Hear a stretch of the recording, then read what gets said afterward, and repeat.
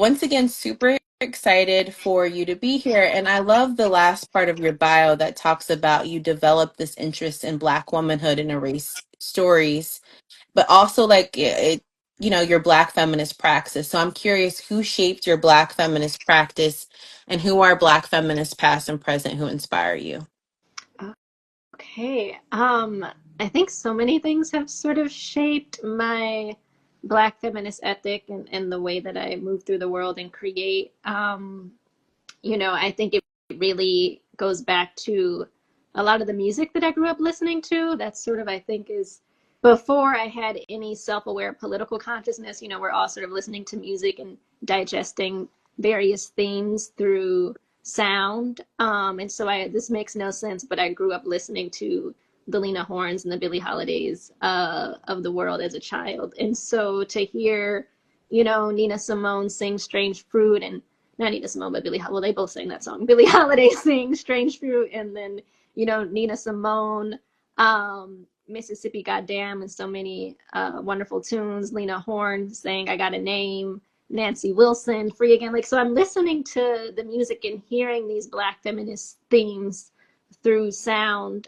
coming up, and then also sort of observationally paying attention to various Black women in my life who may not necessarily identify as Black feminists, but sort of embodying a Black feminist ethic and the way that they care for people. And then, going off to school and learning more about Black feminist thinkers, scholars, cultural workers that sort of shaped the way I see the world through reading their work from, Bell Hooks, Dr. Patricia Hills Collins. Black feminist thought was a very formative text for me, reading that. I cosplay as Angela Davis every other day. So, Dr. Angela Davis, Gina Dent, Audre Lords, like these are the folks that are sort of shaping my consciousness and the stories that I'm telling. Beverly and Barbara Smith, the Conway River Collective, sort of thinking through the work that they did and how that sort of lends itself to the work that I'm doing today. Though I could go on and on about who has inspired me, but those are a few folks. That's awesome. That is so awesome. And I love that you said that, there are people in your life that may not identify as Black feminists, but they have shaped your Black feminist practice. And I can say the same thing about me. And it's funny how that happens that way.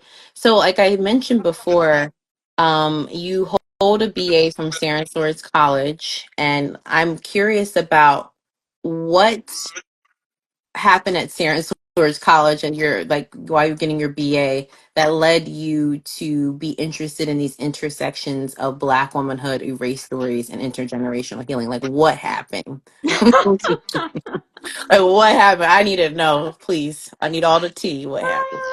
Well, so I attended Sarah Lawrence and I studied under Damani Baker, Kamosi Woodard, HMDK, Rochelle Rump, some of the very few Black, and they're not all still there, but a couple of them still teach there. Some of the very few Black professors at Sarah Lawrence who sort of taught me about a number of Black women who I had never heard of before. So the Erica Huggins and, the Mary Lou Williams and the Hazel Scotts. I did not know of those folks until I went to Sarah Lawrence and, sort of learned from the folks that I just named. But I honestly think the greatest thing that Sarah Lawrence gave me was proximity to New York City, and specifically proximity to the Schomburg Center Mm. for Research on Black Culture. So for folks who don't know, that is a library in Harlem that is dedicated to the African diaspora. And so I would frequent the Schomburg. That was like a Black library is literally like a candy store to me. So I would be all up in the Schomburg, engaging in their programs and in their archives. And sort of that's something that really shaped me, and sort of having just a close proximity to Harlem did a number on me. But I will say, I read Black feminist thought at Sarah Lawrence. And that was a text that I mentioned was very formative, but there's a paragraph in the introduction that kind of single-handedly changed the trajectory of how I create and sort of move through the world. And I actually have, let me see, the quote here that Dr. Collins writes, and this is in the introduction of the book, and I think she's referring to a Dr. Beverly Guy Sheftall quote, who's another scholar who's influenced my work, but she writes, far too many African American women intellectuals have labored in isolation and obscurity, and like Zora Neale Hurston, lie buried in unmarked graves. Some have been more fortunate, for they have become known to us largely through the efforts of contemporary Black women scholars, like Alice Walker, who once said, a people do not throw their geniuses away, and if they are thrown away, it is our duty as artists, scholars, and witnesses for the future to collect them again for the sake of our children, if necessary, bone by bone. And that small passage changed my life. And I remember reading that, and I hadn't heard the story of how Alice Walker went about getting Zora Neale Hurston's grave marked, and I hadn't even finished reading that chapter in the book, but the outrage that I had upon learning that Zora Neale Hurston at one point did not have a marked grave sort of sparked this sort of impulse to create differently, and also to resist this notion of laboring in isolation and sort of surrendering to obscurity for myself, you know, the women who came before me, but, you know, my peers and also folks who are coming up after us. And so that small little paragraph really did a number on me. Let me tell you something. You came out with that quote, child, and yes, it. No, someone who commented, "What's the text?" It is Black feminist thought. Let me see. I want to give you the full name of it so you can have it. Black feminist thought, knowledge, consciousness, and the politics of empowerment. Is that correct? Yeah, Yes. that's right. Yes. And I also, I wanted to mention that because it does something to you when you are reading, and then you're reading something by, like, for Patricia Hill Collins, of bell hooks or whomever, and then you come across like, oh, I didn't know this person, and who is this person, and why are they so obscure? And then you realize the obscurity is intentional. And then you realize, like, this is a part of, you know, epistemic violence, like this is purposeful. And then it's like, well, what are we going to do about it? And that's what I admire about you. You were like, I'm gonna do something about it. And it's like it's not just like doing something, it's a mandate. So you took up like an ancestral mandate. And so I really, really, really love that so much. And so I'm curious, how did this shape your trajectory as like an interdisciplinary writer, filmmaker, and cultural worker? But also, how did it shape Red for Revolution? Like, what it was this impetus, creative and political impetus for Red for Revolution based on this mandate, this Black feminist mandate. Right. Well, essentially, the origin story of Red for Revolution is a little anticlimactic with respect to sort of my politics. I was literally just applying to grad school, and the prompt for this film school that I was applying to was I had to write a script based on the prompt "Love at First Sight," and I thought that was corny, and I was like, oh, I don't want to do this. Let me try to think of something. And I sort of, instead of writing about romantic love or platonic love, decided to write about love for revolution, for coming together to demand justice. And sort of the scene that's in episode 1 of Red for Revolution has been in every iteration of the story that I've ever written. So that short film that I wrote for grad school is essentially in the first episode. And that's sort of a thesis and a theme that followed me. And I wanted to sort of think through, now bring it back to the whole Black feminism of it all. This notion of love for revolution came out of my observation of Black women, both Black women in my life, but also Black women of the movement. And I was thinking about Erica Huggins in particular, who, upon reading a pamphlet in college, upon reading this pamphlet where she sees a brutalized Huey Newton, soon after that dropped out of college and moved across the country without any money to help a single individual get free and to join the Black Panther Party. And I thought that was wild. And I was like, what motivates someone to do this? And then I learned that that wasn't a unique story, that so many people, particularly Black women, sort of immediately changed their lives to come together to help folks move closer and closer to our freedom dreams. And that's what really when you talk about the impetus, that is really what sort of did the trick for me, sort of thinking through how can I do something creative with this prompt. And then, I wrote that short. And then I guess the themes and the thesis of what I wanted to explore kind of just haunted me for a little while. Mm. Can Yeah. you go into that? Like, what do you mean by haunted? Oh, God. But you could I have mean, I never said can. that because that was like, ooh, that was perfect question, segue. What do I mean by haunted? I think it's very hard to explain. And this is sort of something that's happened. It kind of started with Red Revolution, but some of the other projects that I am working on, the haunting is much more prevalent, and I notice it. I didn't necessarily notice that when I was working on Red Revolution. Um, but I guess it's really whatever that spark or trigger is that motivates folks to change. And in my case, I do think you talk about the ancestral mandate. I don't know what happens once you sort of accept and answer the invitation to these ancestral mandates. And I think it's very hard for me to articulate, but I think looking at Alice Walker wrote about marking Zora Neale Hurston's grave, or looking at Valerie Boyd's work and how Mm-hmm. she wrote about Zora Neale Hurston, or Imani Perry with Lorraine Hansberry, and Gloria Akasha Hall with Alice Dunbar Nelson. It's sort of a similar type of work, and they all speak about it in a very profound way. What it's sort of, they don't all necessarily use the word haunting, but they sort of speak to this very ancestral spiritual experience that is sort of going back and pulling, resurrecting Black women from obscurity, as Dr. Patricia Hills Collins mentions in Black Feminist Thought, but also sort of getting to know oneself a bit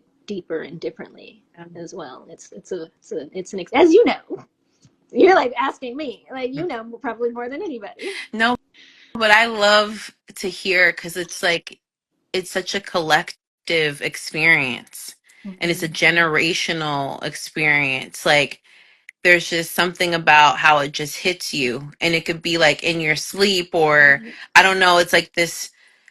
It's it's incessant. That's why I love that you use the term haunting, because it is. Mm-hmm. It's, you're literally mandated to go Sankofa, to go back and fetch it and go back and get it. Go back and fetch what is at risk of being left behind, and that's what you do. And I loved how you said it was like haunting you, because I know that very well. Like in my, everywhere. That's all you can think about, because it's like, well, what if this happens? How do I hope someone has the mandate that is comes after us, right, to do that for us or other people, right? The work that we're doing, it's to be passed down so that we won't be erased either, all of us. And so I think that's beautiful, beautiful. Okay, and then I actually Miss Erica Huggins, just wonderful. Um, Also has this, really revolutionary like self-care ethic. And I just love that about her. And so why was it important for you to center Black women, queer love, and Black liberation as central themes? You talked about Black liberation, but particularly like Black women and queer love. And how did the silences and erasure in the archive about Black queer women, the Black radical tradition, and queerphobia shape Red for Revolution, but also your political consciousness and praxis? Like, why was there this emphasis on like Black queer love and Black women? I really think it all goes back to that mandate that we're speaking to. And if there wasn't this erasure and silencing that you mentioned, I probably wouldn't feel so compelled. I could mind my business um, if they were erasing us all the time. But if anything, I think I was really compelled or motivated by the rise and the hypervisibility of evangelicals, particularly Black women, homophobic, transphobic, queerphobic Black women evangelicals. And that was, talk about outrage and disappointing to see and witness. Mhm. So that really is what motivated me to get my own story out the vault. Dr. Collins is speaking about these women who've been left to obscurity. And I think some ways we can be complicit in obscuring ourselves Um, and so the story was sitting in a vault for a long time, but it really was seeing an overwhelming amount of Black people um, spewing homophobic religious dogma. And I was like, well, these can't be the folks who tell the stories. Period. Yes. They cannot be the ones to sort of Period. be leading the charge with respect to the stories that we tell and the narratives that we leave behind. And I really wanted to create something to sort of counter that and to give voice and to have just other media and other voices and other stories out in the world. I love that you said that because it's really, I talk about this all the time, even as a Christian, the ways that Black cis heterosexual women who are Christians have perpetuated some of the most violence intraracially, um, in regards to queer folk, trans folk, folks who don't fit into the gender norms or even like conventional understandings of what womanhood is or what womanhood is to them or personhood is to them. And I love that that's like a call out because I think this is one of the most has caused so much factionalism in our Yeah. movements, and also so much anti-unity in our and it prohibits liberation in our movements. And so I really appreciate that call out because it needs to be called out all the time. Yeah, right. um definitely, and even like how we still carry these things even as people who have liberatory politics. I think Mm-hmm. that's also to be said, like how we carry some of these values that need to be decolonized. So I really love that. And then I'm also curious, like the character, even in the character building and like why these specific characters, why going back in time, why Jasmine talking with her grandmother, like how is this like offering some sort of like healing, right, to that incessant queer phobia, transphobia that we see and know in the Black community, like how was that offering some sort of healing to that?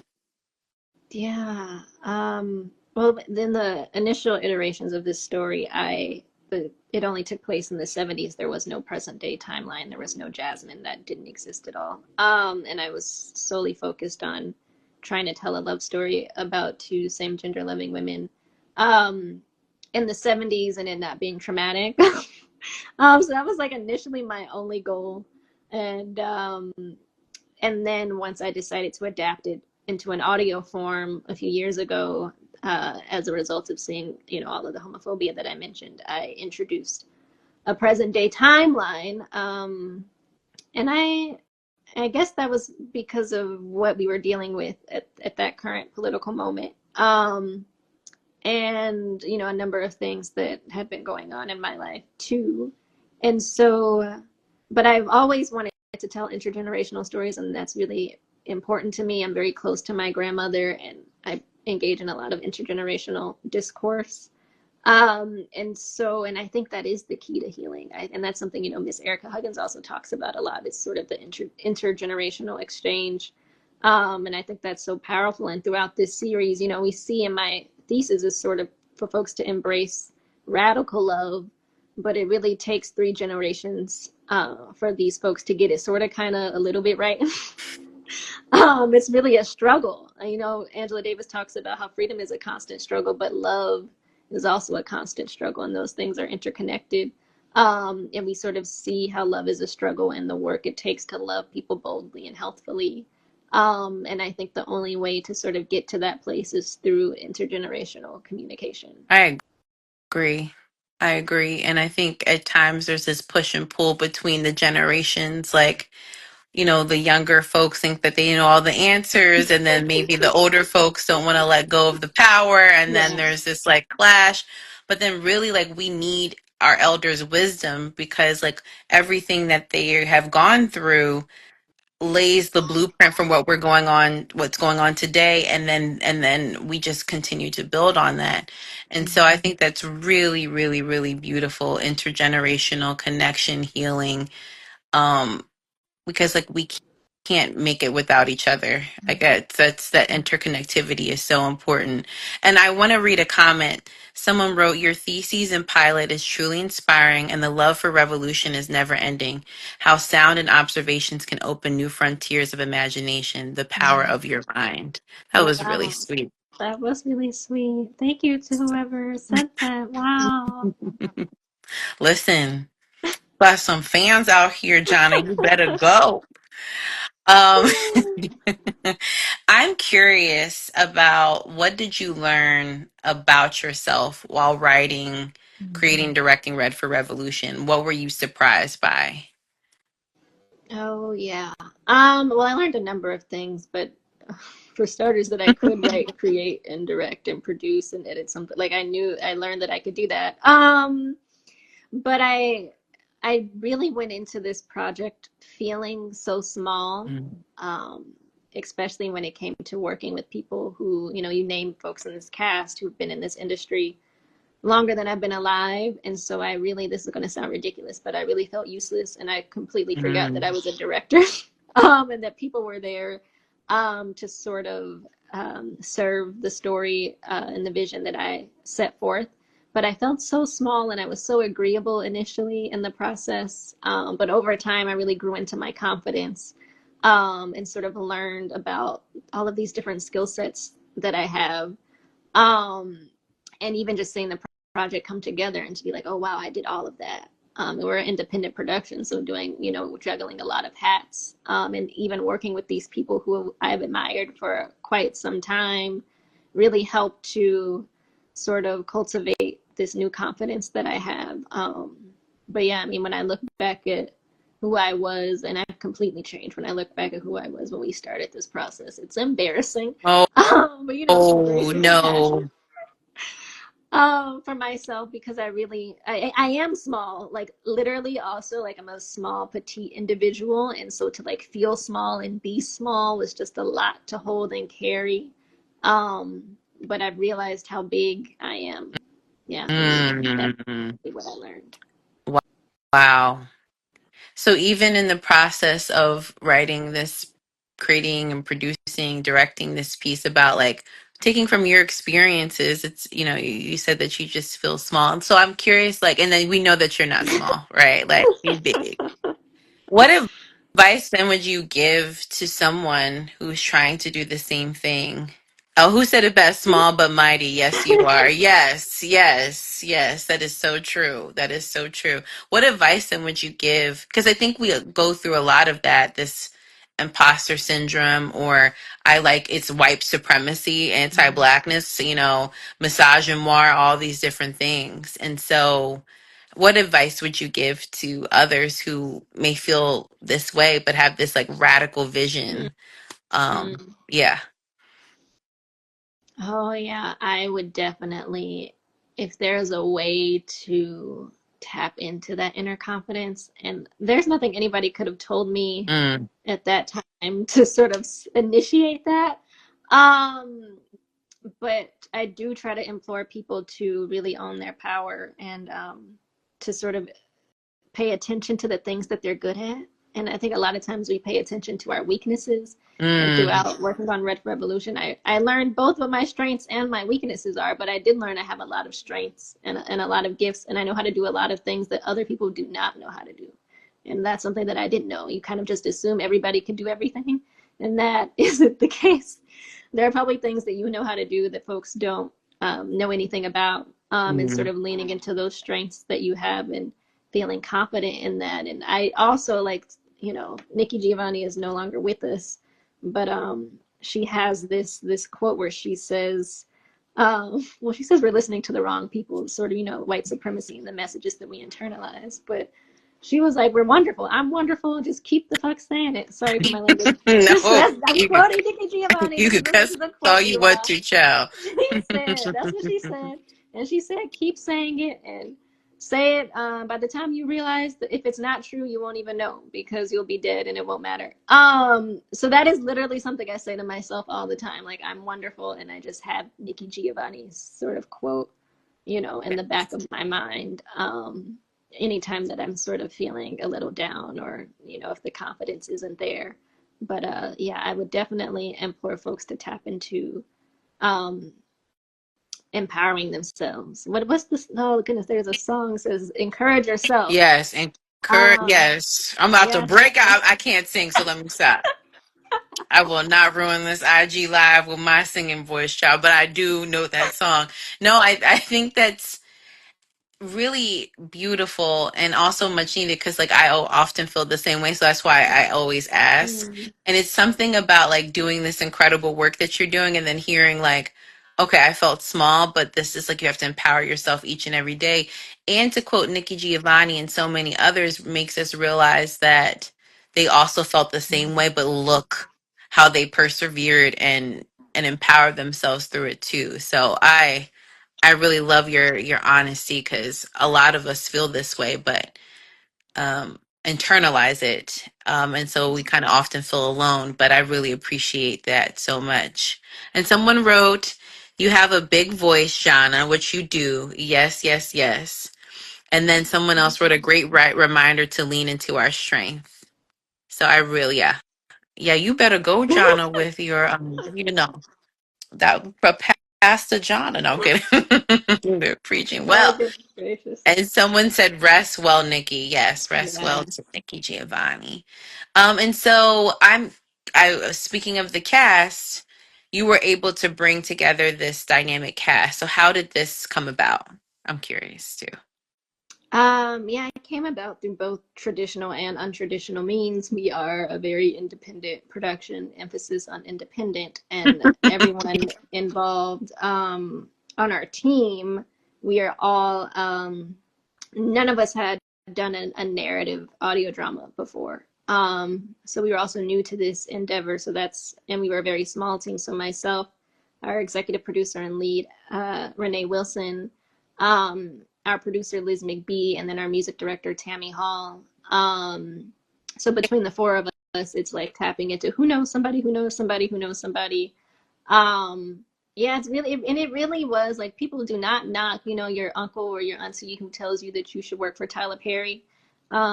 The turns out they might know somebody who knows somebody. Those folks that we always dismiss. It was leaning into tapping into our networks and figuring out who knew someone because we just had limited resources and limited experience in this space. So it's easy to sort of be rejected and turned down from the folks who are essentially gatekeepers. And I don't even say gatekeepers negatively, but that's literally their job. They are hired to prevent the people who do not have the money from getting to their clients. And we essentially sort of had to go around that. Mm, And one thing led to another, and very like almost everyone was quite randomly how, quite divinely, but you would never believe some of the. We ran into Mr. Danny Glover at we went to an event and then ended up with, we didn't run into him. We went to an event that he was speaking at, but then we all ended up with him at, myself and my producer Liz McBee ended up at dinner with he and some of his friends, and actually I'll name a couple of them because two of them have recently passed, but that's Mr. Gus Newport and Reverend Dorsey Blake, who recently endorsed. Mr. Dorsey Blake actually recently passed a couple weeks ago. um, and those were two very radical men who were champions of Black liberation, Black queer women's liberation in particular. So we ended up at dinner with all of those folks, and then Mr. Glover ended up in our project. Audrey Ellis Taylor is a friend of our EPs, and we worked with Jennifer Beals through our friends at Latois, who that's a very long story and quite random as well. But she introduced us to Jordan Hall, who's our lead. So it really was Alimi Ballard. We worked with him, and then he reached out to Rutina, and it was sort of a cyclical effect after that. that is quite awesome, and this is how you know it was meant to be.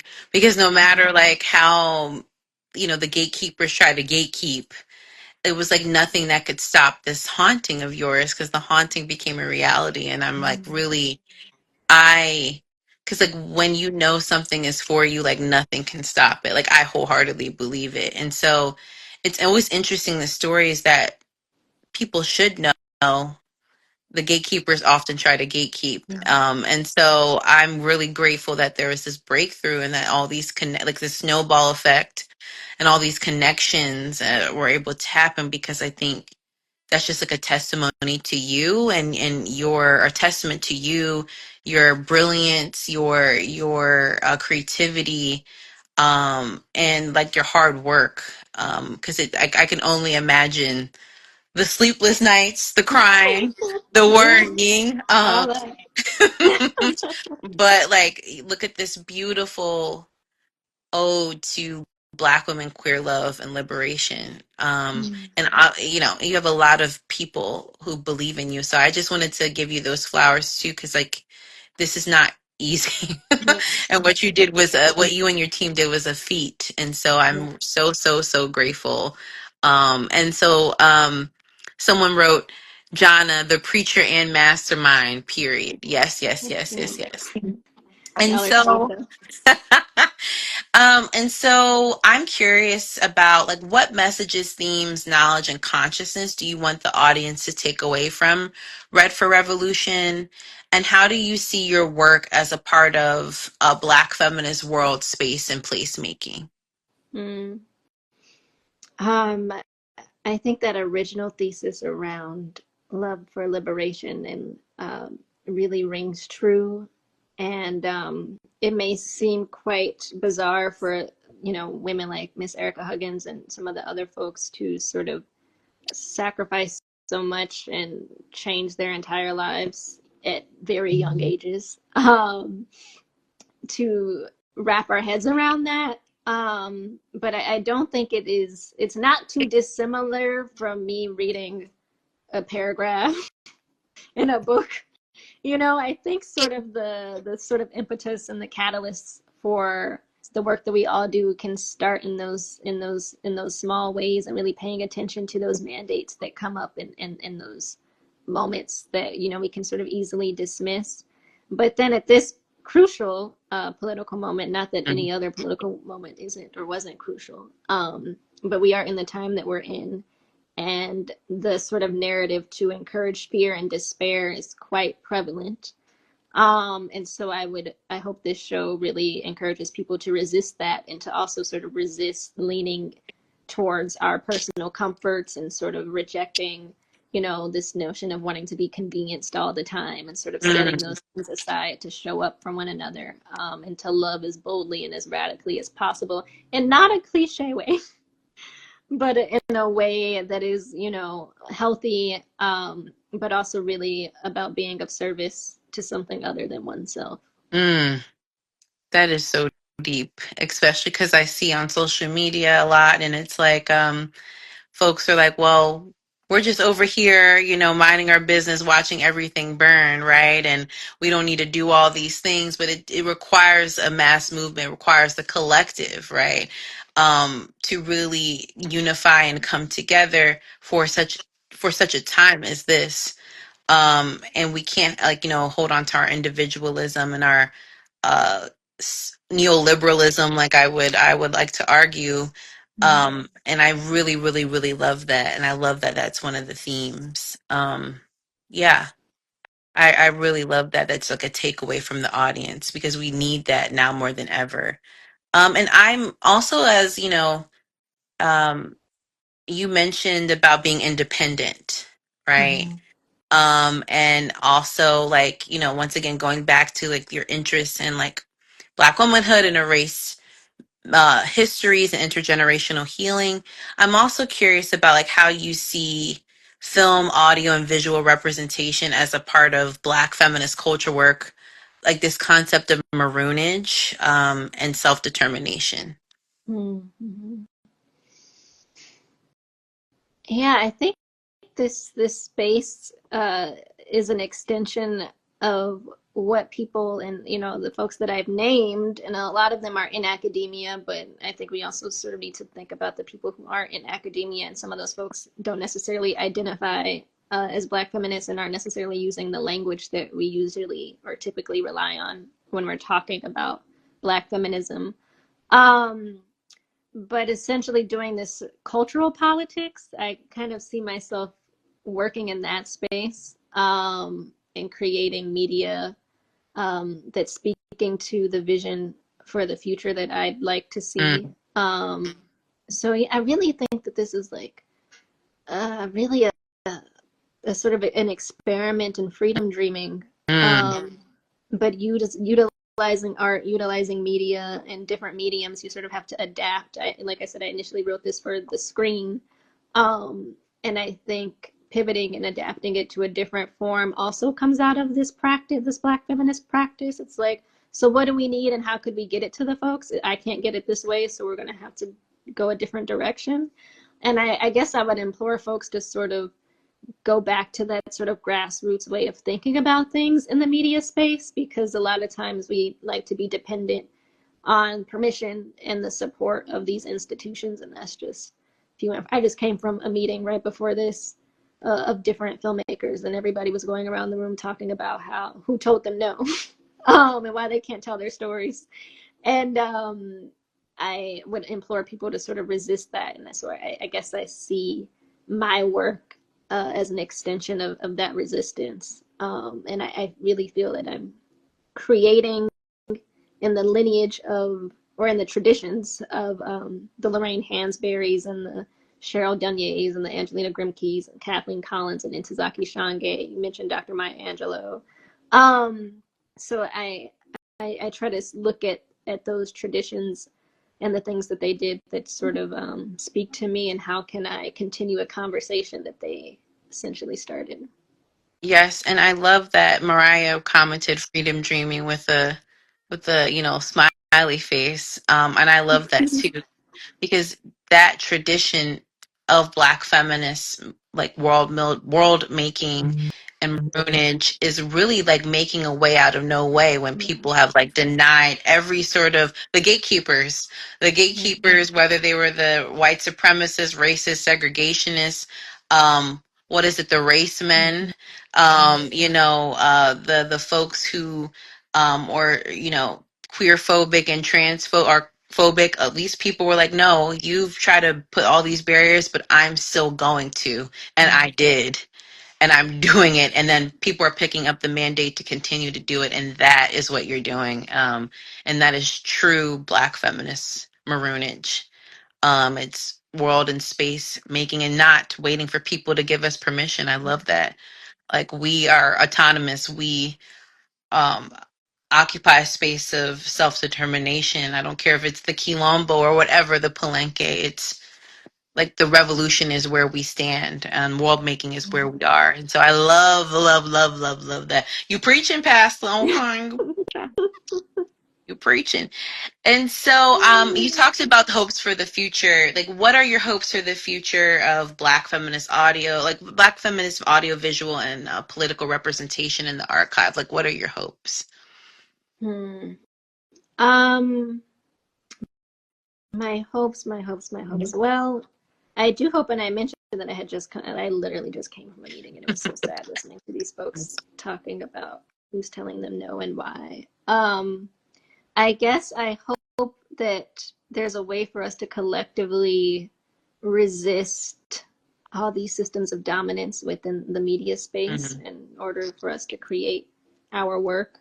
So I would first, that is a part of my future, the dreaming that I'd like to see us sort of by any means necessary, bone by bone, if need be, doing what we'd like to do, and really supporting, and for folks to support the work that we're doing, Mm. not just myself and my creative work, but the work of my peers. There's so many talk about obscurity, and I was speaking to Black women who had passed, being in obscurity, but the ways in which the erasure continues, and that there are Black women and gender expansive folks creating and telling stories right now, and there's an effort to literally to obscure and erase us at this particular moment. So I'd love for folks to, and I saw Rachel Jarvis in this. I should let folks know that I was able to do my project because Rachel Jarvis created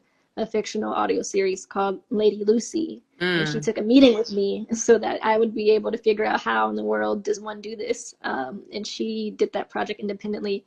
as well. And so for folks to support folks like Rachel and Olivia Peace and Patrice Peck and, you know, Winter Dunn, who I just did a panel with the other day, my friend Cynthia Francillin, Destiny Stewart. Like, there are so many people. Dee Smith is another great filmmaker. Savannah Brown, a writer. Brianna Gwynn, Bria Baker, who we've worked with and you have, Yes. you know quite well. So for folks to support the AK Pings and the Alicia Harrises and the, you know, Kristen Stevenson's another filmmaker I just met the other day, you know, and I don't necessarily know if all these people identify as Black feminists, but Black women and gender expansive folks who are creating in, you know, whatever way they feel called to, and you know, sort of serving the mandates that have that are calling to them.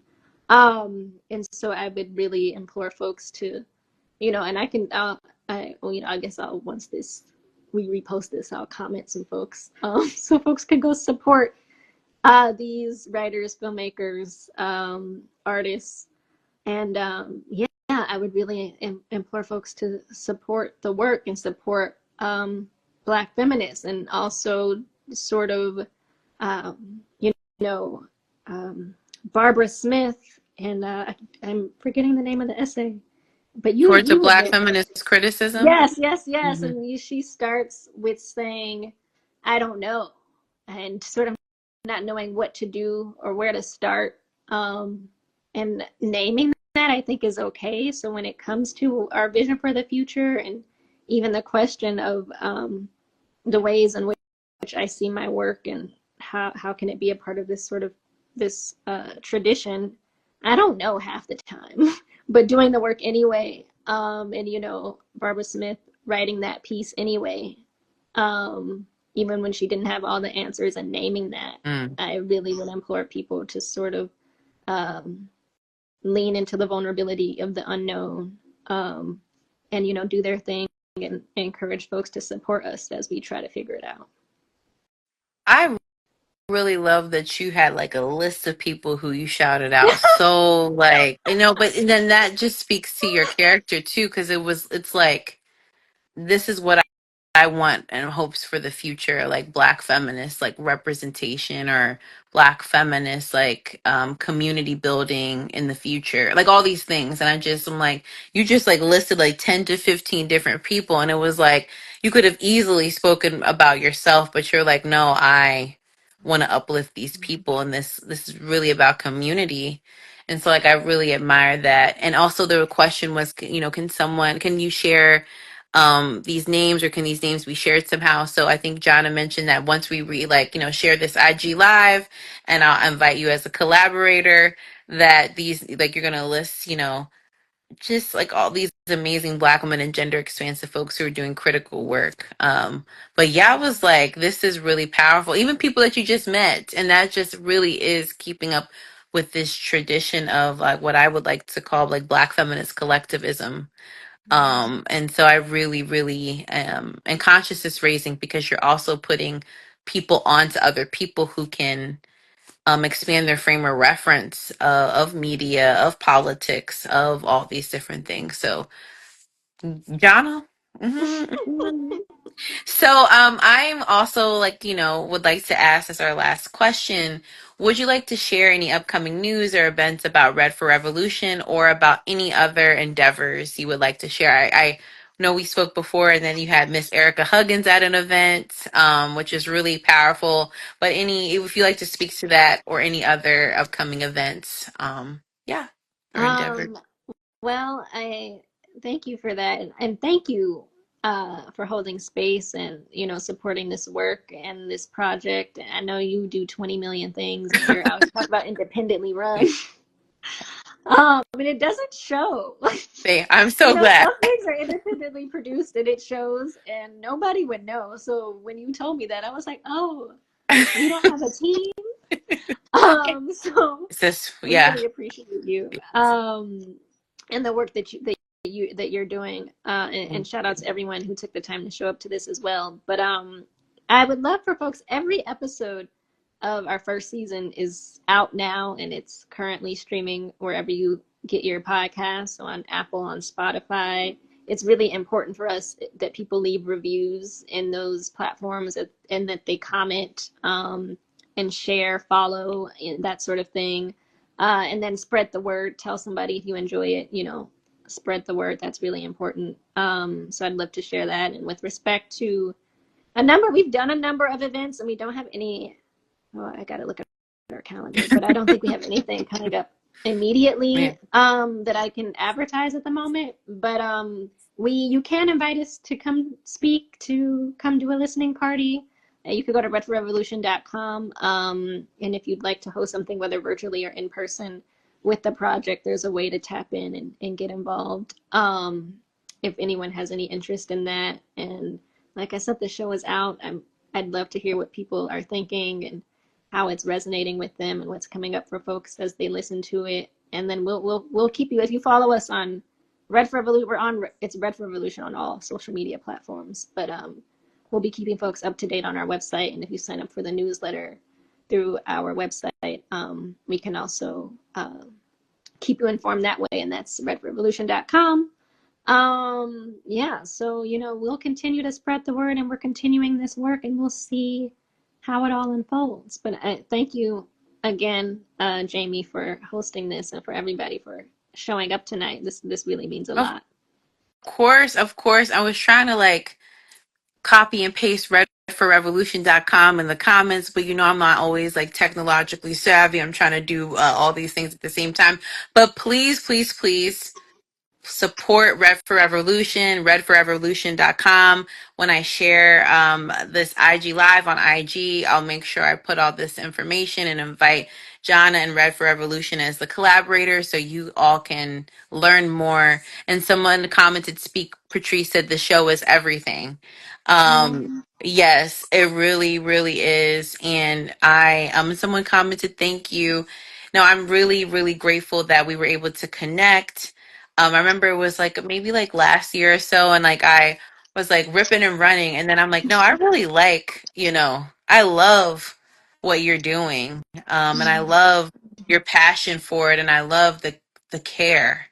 You can really feel the care that goes into this, and that really resonates with me because like some people just want to like put something together and slap like this type of politic on it for an aesthetic. I'm gonna be like real plain, and then like as a branding opportunity. But I could tell this is like something so important and near and dear into your heart. And when you said haunting child, I was like, okay, I knew it, I knew it, I knew it. So I want to just thank you, Jana, for all your work and your team's work, but like your brilliance and your mind. And I also wanted to like, leave it open if you had a last word that you wanted to say, or yeah, before we okay, yeah. close out. I should have something prepared, because this happens every time. Final word. I really hate having the final word. Well, this is an audio project, and so I guess I will say, because to talk about haunting, this is a very simple quote, and it's only a few words, and there isn't much around it.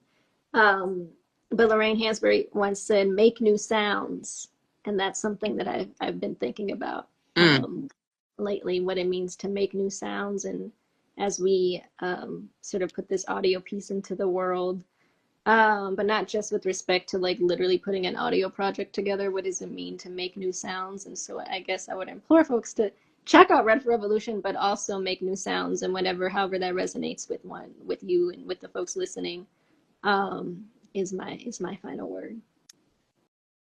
listen, make new sounds. That is really deep because we're always just like the mandate is always to create and to always to uplift and always to like it's like our the black feminist imagination or the black imagination is never ending. And so I love that. But no, thank you so much, Jana. It's been an honor to speak with you. Well, thank you. Thank you to everyone who joined us. This IG will live on Black Men Radicals. Yes, Speak Patrice said a word, truly a word. And so also will be in collaboration with Red for Revolution. So make sure to follow Red for Revolution. Make sure to follow Jana Smith. And thank you so much, Jana, again, for your amazing work. And please support Red for Revolution. Yes, Okay. thank you all. Thank you all so much. Thank you, Jana. Thank you, Jaimee. All right, have a good one. Bye. Bye.